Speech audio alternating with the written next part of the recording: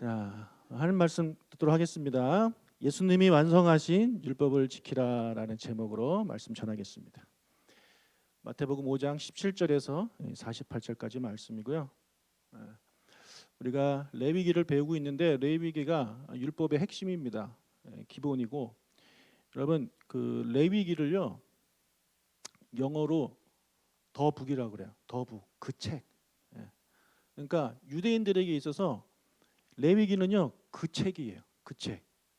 그 책이라는 것은 아주 중요한 의미를 담고 있습니다. 그냥 여러 책 중은 어북이거든요. 그냥 하나의 책인데 더북은 그 책이라는 얘기는 정말 중요하다는 얘기예요. 그래서 이 레위기에는 정말 중요한 율법의 기본이 다 담겨 있습니다. 그래서 우리가 이 율법을 배우면서 오늘 제가 이제 여러분에게 드리고자 하는 말씀을 여러분이 잘 이해를 하셔야 우리의 삶에 이 레위기를 어떻게 적용할지를 이제 잘 알게 되실 거라고 생각합니다.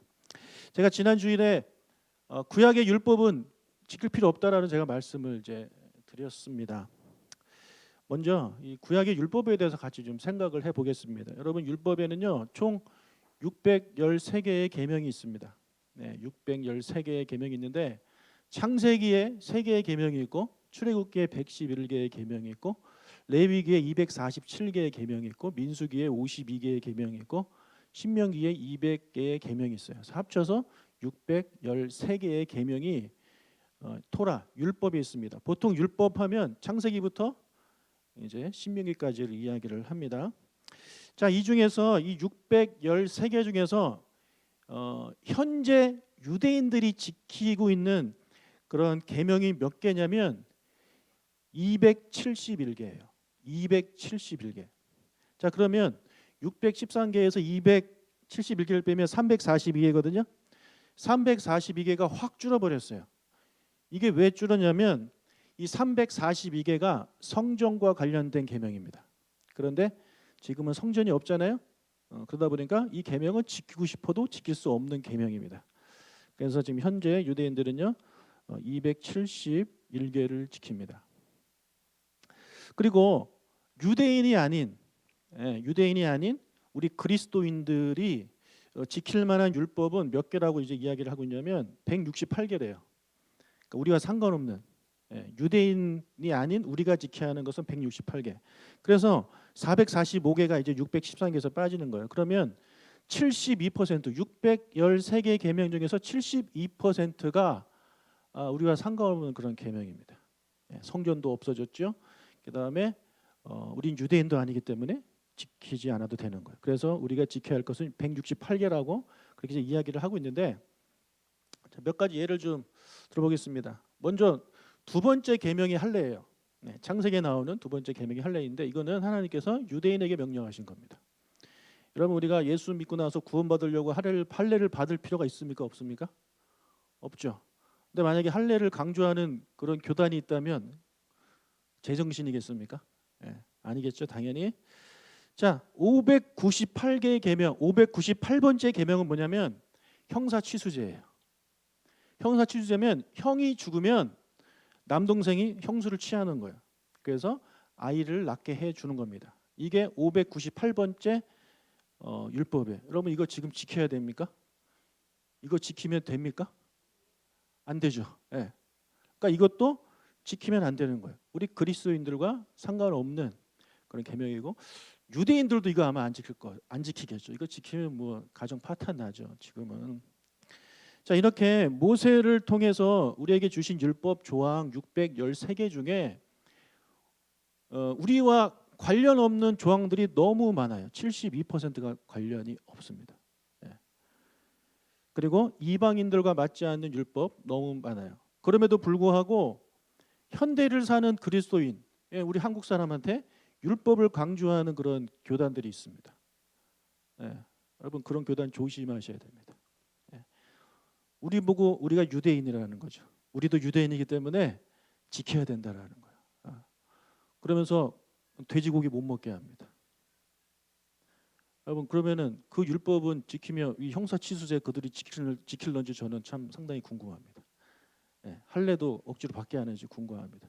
제가 지난주에 말씀드린 대로 예루살렘 교회에서 우리 12 사도들 그렇죠? 예, 교회 권위를 주신 그 12 사도들이 이방인들을 괴롭히지 말라고, 율법 가지고 괴롭히지 말라고 분명히 이야기를 했죠.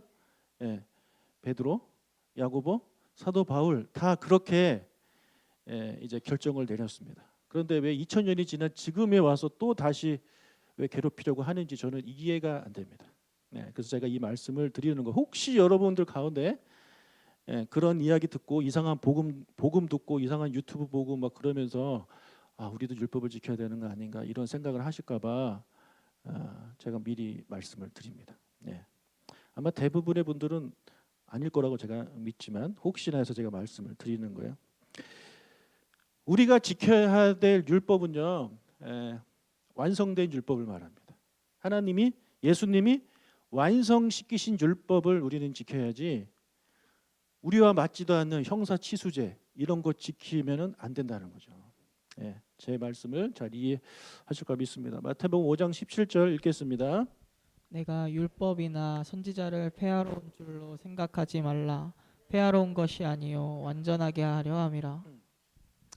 제가 지난주 이 말씀을 읽어드리면서 우리가 지켜야 될 율법은 구약의 미완성된 율법이 아니라 예수님이 완성하신 율법을 지켜야 된다고 말씀을 드렸습니다. 자, 과거의 이스라엘 사람들은요 율법을 잘 지키지 않았습니다.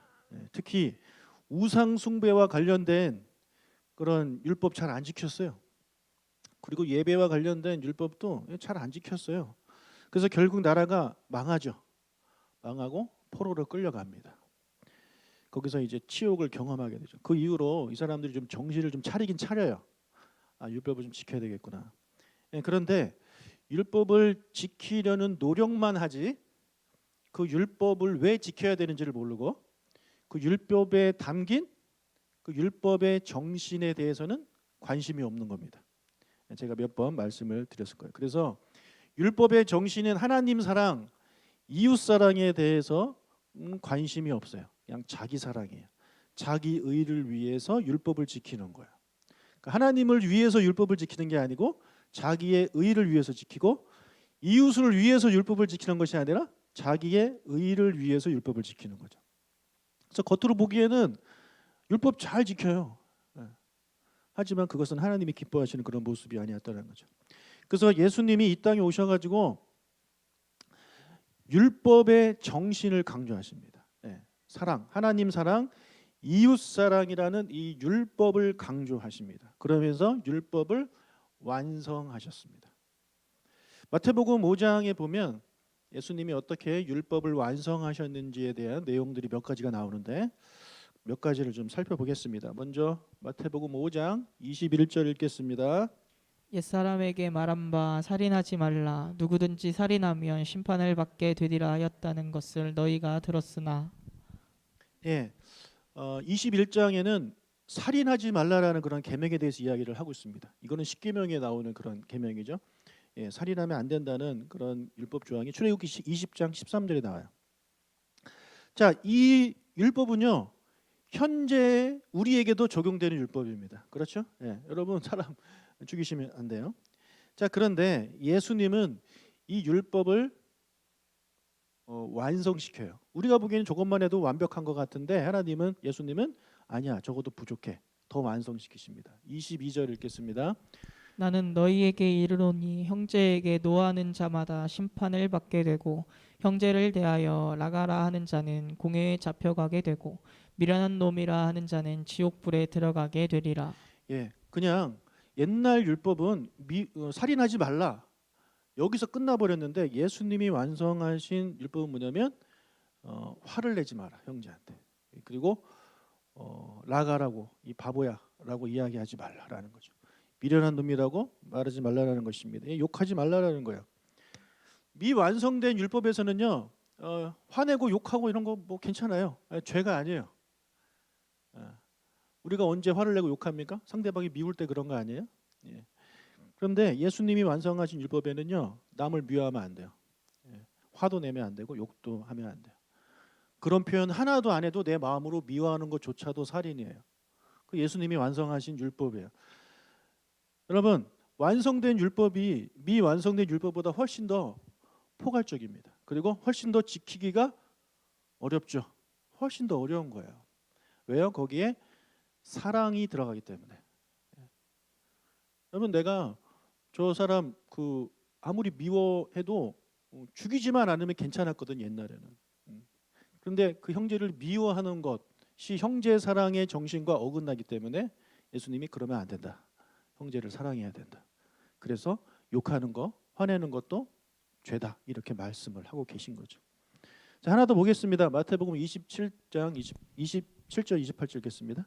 또 간음하지 말라 하였다는 것을 너희가 들었으나 나는 너희에게 이르노니 음욕을 품고 여자를 보는 자마다 마음에 이미 간음하였느니라. 네, 간음하지 말라는 율법 조항 역시 이 십계명에 나오는 거죠. 출애굽기 20장 14절에 나오는 그런 조항인데, 자, 이 미완성된 율법에서는요, 아무리 마음으로 이렇게 나쁜 마음을 먹어도, 이성에 대해서 나쁜 마음을 먹어도 행동만 하지 않으면 괜찮아요. 예. 하지만 완성된 율법에서는요, 마음으로, 생각으로 하는 나쁜 생각도 죄라는 것이죠. 이렇게 예수님이 완성을 합니다. 마음으로 그 사람을 간음하는 거, 이웃 사랑의 정신과 맞지 않기 때문에 예수님이 그렇게 말씀하신 거예요. 그래서 이 조항 역시 옛날 미완성된 율법보다 훨씬 지키기가 어렵습니다. 예. 그러니까 예수님이 완성하신 거예요. 자, 이렇게 두 조항처럼 현재도 지켜야 되는 그런 율법인데, 이것을 예수님이 완성하심으로 더 넓은 그런 그 범위를 넓게 하신 계명들이 있고요. 그렇지 않은 율법 조항도 있어요. 자, 5장 38절.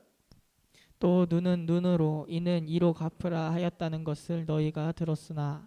자, 눈은 눈으로 이는 이로 갚는 것을 동해보복법이라고 합니다. 똑같이 해주는 거예요. 자, 이 조항 출애굽기 21장 24절에 나오거든요. 여러분, 이 율법을 하나님이 주신 이유가 뭐겠어요?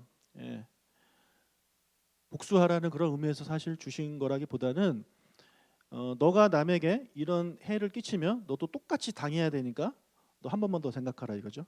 그래서 예방 차원에서 하나님이 이 법을 주신 거죠. 그래서 이 복수를 하는 것은 하나님께서 이제 원하시지 않는 거예요.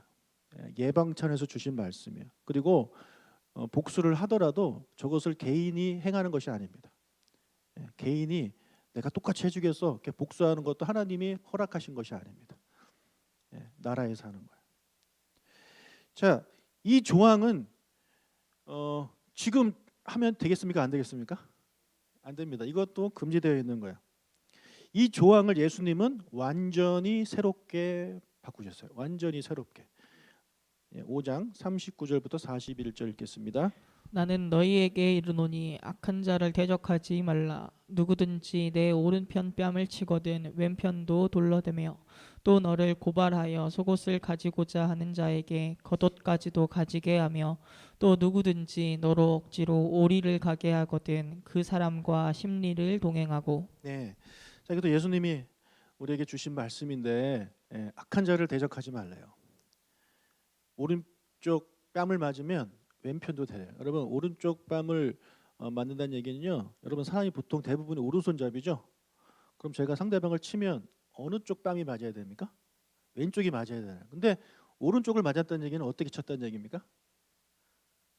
이렇게 친 거예요. 이렇게. 여러분, 이것도 기분 나쁜데 이거는 더 기분 나쁜 거거든요. 게다가 여기에 반지라도 껴보세요. 상처 납니다. 그러니까 이 상대방을 모욕하는 그런 행위예요. 똑같은 뺨을 치는 건 또 이렇게 치는 건 상대방을 모욕하는 거예요. 여러분, 나중에 남편 때릴 일 있으면 이렇게 때리세요. 그러면 남편은 어떻게 해야 돼요? 왼쪽도 돼야죠. 여러분, 이거 지키기 어려운 거 아닙니까? 아니, 눈은 눈으로 이는 이로 갚으면 너무 좋겠는데 예수님은 아니야. 그거 이제 더 이상 하지 마.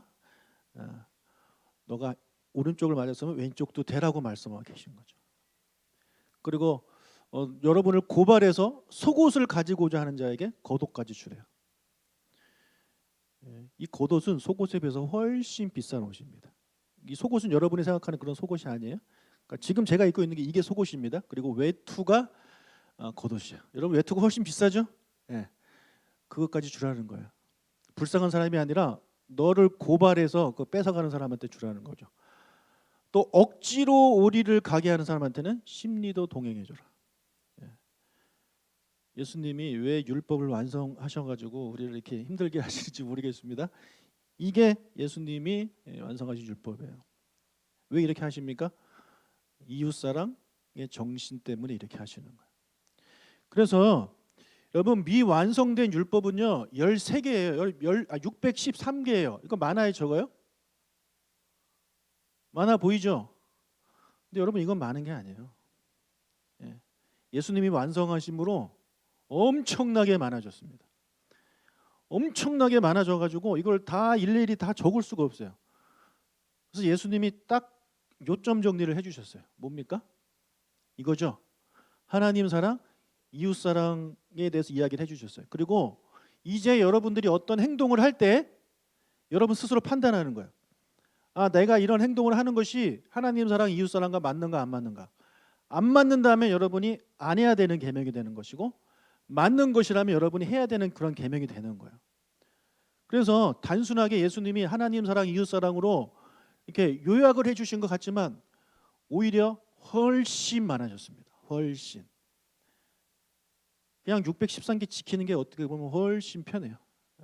하지만 613개가 뭐예요? 613개 몇 배죠, 몇 배. 예. 그래서 예수님도 이 안식일에 사람을 구하시는 일들을 했잖아요. 근데 그거에 대해서 유대인들은 왜 그러냐, 왜 율법을 어기냐 이렇게 말을 했는데 예수님이 하신 말씀 뭐냐면 안식일에 사람을 구하는 게 당연한 거다. 여러분 위험에 빠진 사람을 구하는 거는 이웃사랑에 포함되는 겁니까 아닙니까? 그러면 해야죠. 이웃에 빠진 사람 못 본 척하는 거 그거는 이웃사랑과 맞지 않죠?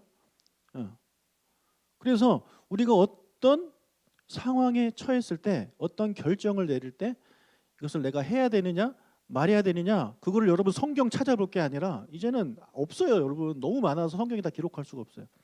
여러분이 결정하시는 거예요. 이웃 하나님 사랑 이웃 사랑에 맞느냐 맞지 않느냐. 맞으면 하시는 거고요. 안 맞으면 안 하면 됩니다. 옛날에는 내가 이거 해야 돼 말해야 돼를 율법을 찾아보는 거야. 아 이거 내가 해도 되나 안 해야 되나. 그래서 율법을 엄청나게 공부를 하는 거죠. 유대인들이. 근데 이제 없기 때문에 여러분들이 이거를 꼭 기억하셨다가 아까 말씀드린 대로 맞으면 하는 거고 안 맞으면 하지 않는 것입니다. 예. 여러분 우리가 남 뒷담화 하는 거는 해도 됩니까 안 해도 됩니까? 예. 안 되죠. 예. 그게 구약의 율법에는 없는데 예수님은 뭐라 그러냐면 비판하지 말라고 이야기해요.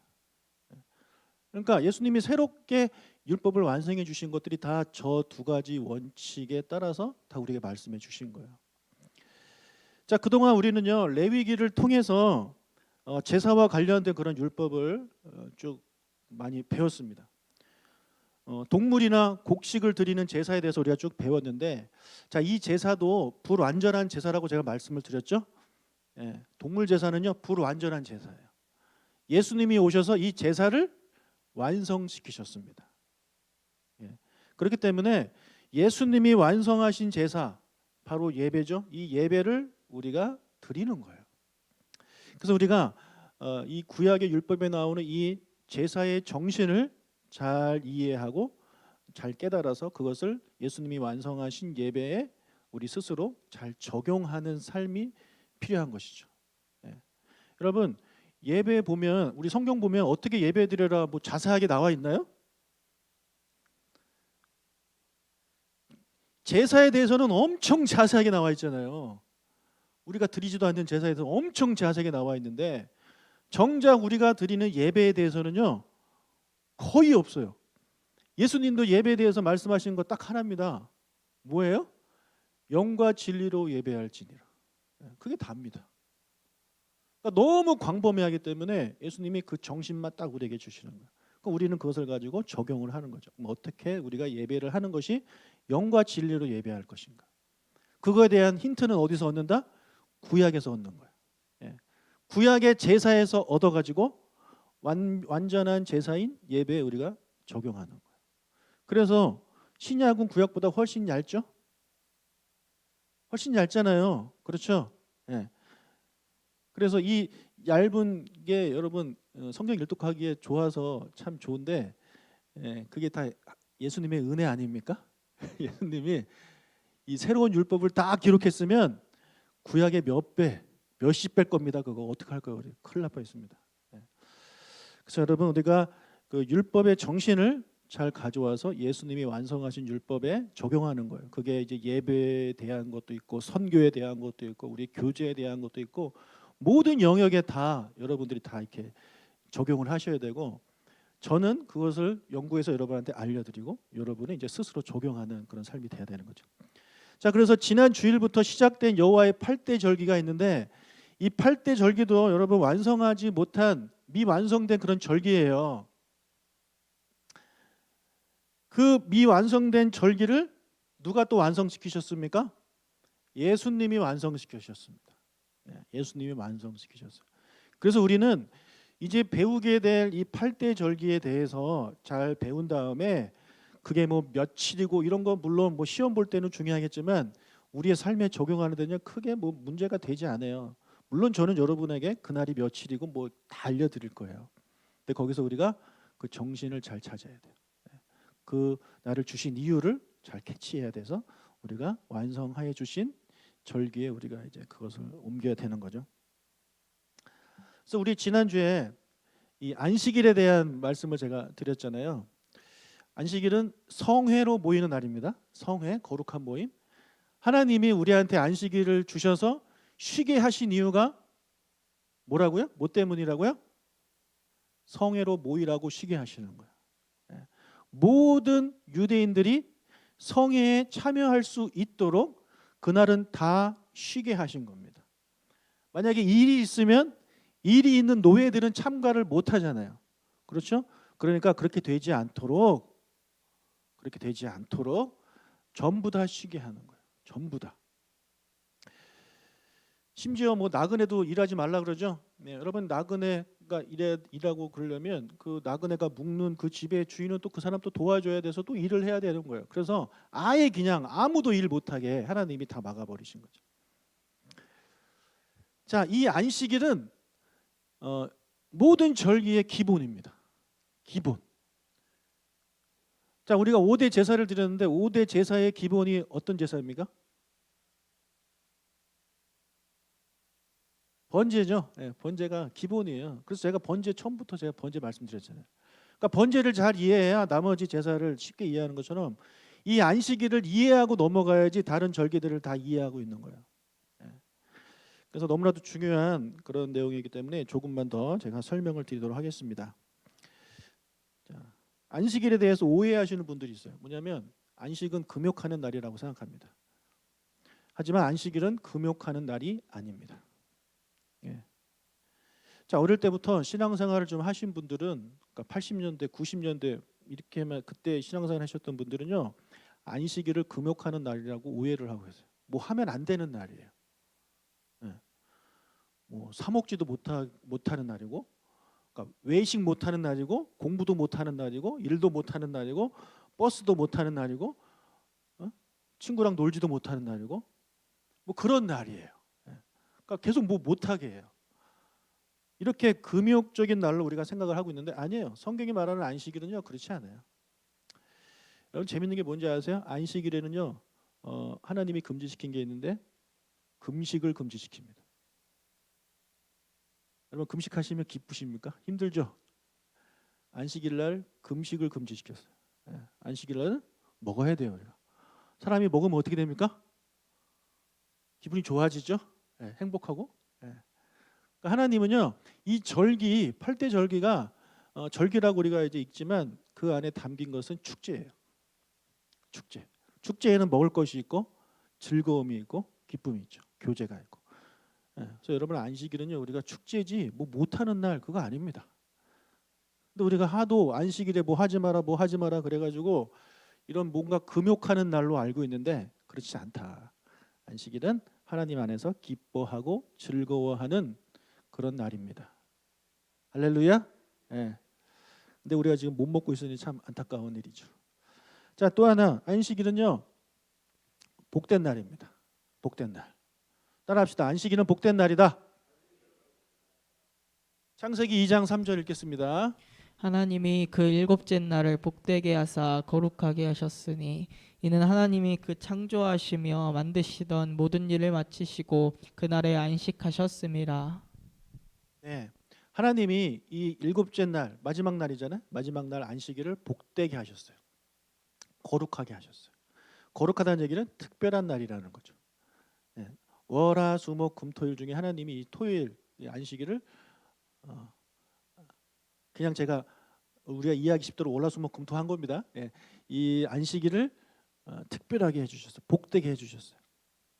그래서 이 안식일에 성회로 모이는 자들에게 하나님을 기뻐하는 이 자들에게 복을 주십니다. 성경에 그런 말이 있죠. 하나님께 가까이 하는 것이 뭐다? 복이다. 하나님께 가까이 하는 것이 복이에요. 하나님과 가까이 하면 하나님이 복을 주십니다. 하나님 그분 당신 자체가 복이시면서 또 그런 자에게 하나님께서 복을 주십니다. 네, 그런 날이 어떤 날? 안식일. 왜? 성회로 모이니까. 성회로 모이니까 복된 날이에요. 성회로 모이니까 하나님을 예배하고 하나님께 나아가고 하나님 말씀 듣고 하나님께 기도하는 날이기 때문에 하나님을 가까이 하는 날이잖아요. 그러니까 복된 날이라는 거죠. 여러분 오늘 복된 날입니다. 예수님이 완성하신 이 거룩한 안식일 오늘은 복된 날이에요. 이 복된 날 거룩한 성회에 오셔야 되는 거죠. 여러분 잘 오셨어요. 날씨도 꾸리꾸리한데 잘 오셨어요. 복된 날이에요. 우리는 하나님의 복을 받는 그런 사람들입니다. 여러분 완성되지 않은 이 안식일에도 하나님께서 복되게 하셨는데 완성되지 않은 안식일에도 하나님이 복되게 하셨는데 예수님이 완성하신 주일에는 그 복이 얼마나 더 크겠습니까? 미완성인데도 복을 주시는데 완성되면 얼마나 더 큰 복이 있겠냐고요. 여러분 주일은 안식일이 주셨던 복보다 더 큰 은혜를 받는 날임을 믿으시길 축복합니다. 여러분 정말 믿으세요? 그러면 정말 이 말씀을 믿는다면 오늘 복 받는 날이니 기대가 되지 않겠습니까? 기다려지지 않겠어요?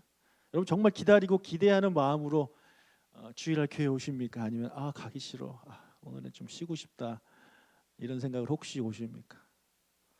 제가 사진 하나 보여드릴게요. 혹시 이게 무슨 사진인지 아세요? 엄청나게 많은 사람들이 줄을 섰습니다. 며칠 전 사진입니다. 유니클로하고 뭐 누구? 질샌더라는 디자이너가 손을 잡아서 뭔가를 만들었대요. 근데 여러분 우리가 그 노 재팬 해가지고 유니클로 옷 안 사고 막 그랬잖아요. 근데 질샌더라는 디자이너가 어떤 디자인인지 저는 잘 모르지만 뭐 괜찮은 옷을 만드나 보죠. 근데 좀 싸게 파나 보죠. 그러니까 사람들이 좋은 디자인의 옷을 싸게 살 수 있다고 하니까 그 사람들이 거기 저기 줄 서 있는 거 보면서 뭐라고 할 거를 알면서도 사람 눈치를 보면서도 저희 가서 몇 시간 동안 서 있는 거예요. 저 길이 수백 미터래요. 혹시 저기 다녀오신 분 계십니까? 그 욕을 먹어도 아이고 이러면서 그 욕을 먹어도 싼 가격에 좋은 옷을 입을 수 있으니까 그 기대감을 가지고 줄을 서 있는 거죠. 그럼 우리는 어떻습니까? 저거와 비교도 되지 않는 하나님이 주시는 큰 복을 우리가 정말 기대한다면 여러분 주일날 여기 와 있는 것이 당연한 거 아니겠습니까? 다른 데 가 있는 것보다 우리가 정말 하나님이 이 주일날 성회로 모이는 자들에게 복을 주신다는 것을 정말 믿으시는 분이라면 이 자리를 못 떠납니다. 여러분이 없는 그 상황에서 하나님이 어떤 복을 주실지 어떻게 알아요? 그 불안해서 여기 자리 떠날 수 있겠습니까? 아니죠. 이 자리로 와야죠. 기대하는 마음으로. 안식일은 그런 날이에요. 주일은 그런 날이에요.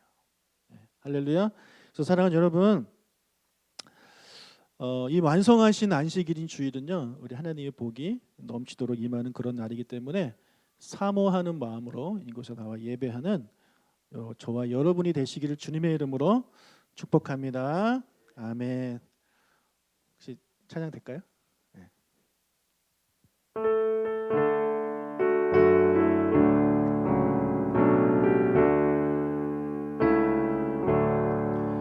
예수 앞에 나오며 죄사 받으며 주의 품에 안기어 쉬리라. 우리 주만 믿으면 모두 구원 얻으며 영생 복락 멸류관 확실히 받겠네. 예수 앞에 나와서 은총을 받으며 마음의 기쁨 넘치어 감사하리. 우리 주만 믿으면 모두 구원 얻으며 영생 복락 멸류관 확실히 받겠네. 예수 앞에 설 때에 흰 옷을 입으며 밝고 빛난 내 집에 길이 살리라. 우리 주만 믿으면 모두 구원 얻으며